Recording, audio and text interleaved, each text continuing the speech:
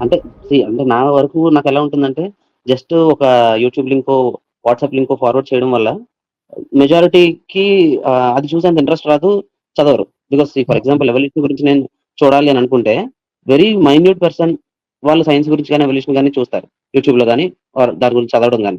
నేను అబ్జర్వ్ హ్మ్. చేసిందైతే. సో, అందుకని చెప్పేసి నేను ఛాన్స్ తీసుకున్నా. లైక్ వెనెవర్ నేను ఎప్పుడైనా సరే ఏదైనా స్కూల్‌కి వెళ్ళినా, గవర్నమెంట్ స్కూల్స్‌కి వెళ్ళినా, లేదంటే నేను ఆర్ట్ టీచర్ కాబట్టి కొన్నిసార్లు ఆర్ట్ స్టూడెంట్స్ దగ్గరికెళ్ళినా సరే, నాకొక 10 క్లాసెస్ ఉంటే అందులో ఒక క్లాస్ మాత్రం ఎవల్యూషన్ గురించి, origin of big bang, origin of religion, languages దీని గురించి కాస్త టచ్ చేస్తుంటా. ఒక 1 అవర్ క్లాస్ కింద. Because I super. Strongly believe like ఒక స్టేట్మెంట్ ఉంటుంది కదా! Like if you can't be the sun that can shine upon the earth, be a lamp that can shine on the street అని. అంతే. అంతే. So, correct అండి. అది నా వరకు నేను చేయగలిగేదైతే అదే. అంటే వినడము, మాట్లాడుకోవడం కొంతవరకు వస్తుందేమో గానీ, పిల్లల క్వెషన్ రైజ్ అయితే మాత్రం అది కంటిన్యూటీ ఉంటుంది. నేనిప్పటి వరకు మహా అయితే ఒక 15 క్లాసెస్ తీసుకొనుంటున్నా దీని మీద. 15 స్కూల్స్‌లో, డిఫరెంట్ స్కూల్స్‌లో.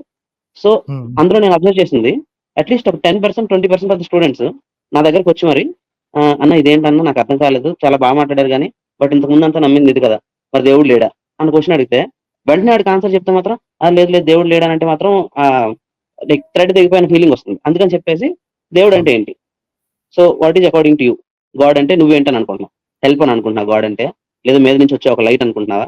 లేదా ఎర్త్‌ని క్రియేట్ చేసినాడా? అంటే ఇలాంటి డిఫరెంట్ క్వెషన్స్ అడగడం వల్ల, అంటే దేవుడంటే అని చెప్పేసి వాడికి ఆలోచించడం స్టార్ట్ అవుతుంది.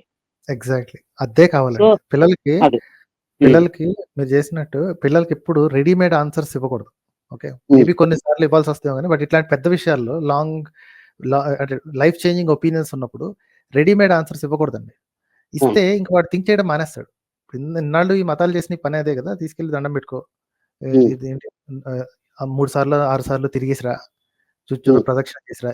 ఇక్కడ మొక్కు, ఇక్కడ సాష్టాంగ ఇది చెయ్యి, ప్రసాదం తీసుకో, కళ్ళకద్దుకో.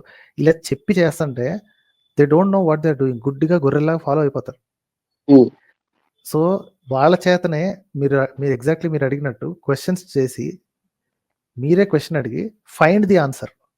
హ్మ్. పిల్లలకి ఈ కుతూహలం అనేది చాలా బావుంటది కాబట్టి, curiosity find the correct. Answer అని హ్మ్. ఆ! సో, ఆ క్యూరియాసిటీని వాడుకొని ఫైండ్ ది ఆన్సర్ అని వాళ్ళకే ఇస్తే, వాళ్ళు కన్‌ఫ్యూజ్ అయినా పర్లేదండి. At least they will keep it in mind for a long time. నేను ఈ విషయంలో కన్‌ఫ్యూజ్ అయ్యాను. ఇంకెవడన్నా దీనికి మంచిగా ఆన్సర్ ఇస్తాడు. ఆహ్, దాన్నేమంటారు? ఆ క్యూరియాసిటీని తీర్చేది లేకపోతే at some point in time వాళ్ళకి బ్రేక్ అయిపోయి they will simply think that answer లేదు కాబట్టి దీని గురించి అనవసరంగా థింక్ చేయడం వేస్ట్. హ్మ్. మతం, గితం అన్నీ పక్కన పెట్టి నా చదువు మీద నేను కాన్సంట్రేట్ చేసుకుంటా. హ్మ్. ఆ లెవెల్‌కి తీసుకురాగలిగితే చాలండి. మనమేం వాళ్ళకి హ్మ్. తీసుకెళ్ళి దేవుడు లేడు నీకు తెలుసా? నువ్వు ఇన్నాళ్ళు మూర్ఖుడివి నువ్వు. మీ ఇంట్లోళ్ళు మూర్ఖులు ఏం అక్కర్లేదు. ఆ! నన్ ఆఫ్ దిస్ నేను ఈస్ కొత్ యూజ్‌ఫుల్. కొత్ కొత్త నో, దిశలో నో. ఉన్నప్పుడు నేను అలానే బిహేవ్ చేసేవాడిని. అదే. సో, సో, ఆహ్, ఇట్స్ బెటర్ టు ఎప్పుడైనా చేంజ్ లోపల నుంచి వస్తేనే బావుంటదండి. ఆ లోపల నుంచి ఆ! చేంజ్ బయటికి తీసుకురావాలి అంటే, బయట నుంచి మీరేం చేయక్కర్లేదు. ఇట్లాంటి క్వెషన్స్ ఏసి, కొన్ని కాన్వర్జేషన్స్ వినిపించి, మీరన్నా మాట్లాడి, లేదా మీరు థర్డ్ పర్సన్‌తో మాట్లాడుతున్నట్టు మాట్లాడి, చేస్తే దే విల్ స్టార్ట్ థింకింగ్. హ్మ్. ఆ ఆ తర్వాత నడవాల్సింది వాళ్ళేనండి. మీరు ఎంత చెప్పినా you are just an influencer అంతే. మిగతా నడవాల్సిన వాళ్ళొచ్చేస్తారు మార్చడానికి. ఎగ్జాక్ట్‌లీ. నడవాల్సింది వాళ్ళే. నడవాల్సిన దారి కూడా వాళ్ళదే. So, thanks a lot for that service that you are doing అండి. అది సరే మీరు చేసిన దాని ముందు నేను అదెంతండి.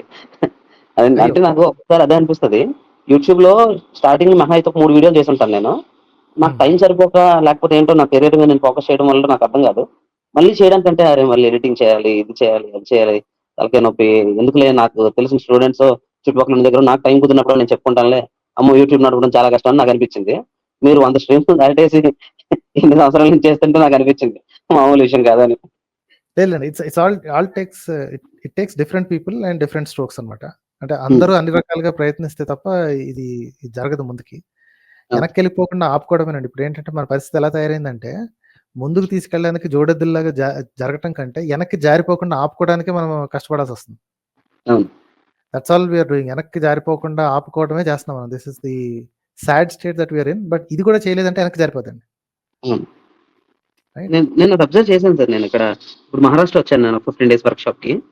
సో, హ్మ్. ఇక్కడ నేను అబ్జర్వ్ చేసిందేంటంటే పిల్లల్లో ఈ జై శ్రీరామ్ అనే భావన ఇక్కడ కూడా కాస్తో కూస్తో ఉంది సార్. హ్మ్. హ్మ్. ఆంధ్రాలో అంత లేదు. బట్ ఇక్కడ హ్మ్. ఉంది. యామ్ ఐ ట్రూ లైక్ కరెక్టా? ఇట్స్ ఆల్ దాన్నేమంటారు ఈ 10 ఏళ్ల పాటు ఉన్న ఈ హవా ఏదైతే ఉందో అక్కడ చేరలేదు అనుకోవటం అమాయకత్వం అండి. గ్యారంటీగా ఉంటదది. హ్మ్.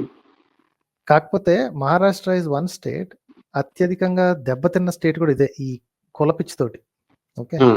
కాబట్టి ఈ ప్లస్ సూపర్‌స్టిషన్స్‌తో కూడా విపరీతంగా దెబ్బతిన్న స్టేట్ అది. అందుకే అదే అనుకుంటా. I think it is the first state on the ఏంటి మూఢనమ్మకాల నిర్మూలన చట్టాన్ని రాటిఫై చేసింది మహారాష్ట్ర. దట్స్ ద ఫస్ట్ హ్మ్. State if I am not wrong. I may be wrong, ఎవరైనా ఉంటే కరెక్ట్ చేయండి. But that's the first state to do that అన్నమాట. కొన్ని can you particular please come practices again ఒకసారి? అంధశ్రద్ధ మూఢనమ్మకాలు? నిర్మూలన మూఢనమ్మకాల్ని ఇల్లీగల్‌గా చేసే యాక్ట్ తీసుకొచ్చిన ఫస్ట్ స్టేట్ మహారాష్ట్ర. ఓకే. ఆ! రైట్. అంటే కొన్ని ప్రాక్టీసెస్ ఏవైతే ఉన్నాయో వాటన్నిటిని these are superstitions and these are outlawed okay. అనేవి పెట్టిన ఇదన్నమాట. యాంటీ సూపర్‌స్టిషన్ బిల్ అని సెర్చ్ చేస్తే వచ్చేస్తుంది. మహారాష్ట్ర అంధశ్రద్ధ నిర్మూలన్ బిల్ అని చెప్తే వచ్చేస్తది మనకి. ఓకే. ఓకే. ఆ! అందులో ఒక పెద్ద లిస్ట్ ఆఫ్ ప్రాక్టీసెస్‌ని సూపర్‌స్టిషన్ అన్న కేటగరీలోకి పడేసి వాటిని ఇల్లీగల్ చేసేసింది. Okay. So that is the history. That's why I I have very huge respect for Maharashtra. వాళ్ళు ఓకే. స్టెప్ అంటే బాగా దెబ్బతిన్న తర్వాత వాళ్ళు ఫస్ట్ తీసుకొచ్చిందది. హ్మ్. దెన్ ఇంకా మిగతా రాష్ట్రాలన్నీ కూడా తీసుకొచ్చి సెంట్రల్ లెవెల్‌లో దాన్ని ఒక చట్టంగా చేసేయాలి అనేది ఫైట్. ఓకే. యాహ్! అదనమాట. Like I barely heard about it. Sorry. హ్మ్. హ్మ్. అండ్ న న నరేంద్ర దబోల్కర్ అనే ఆయన his death has caused this అండి.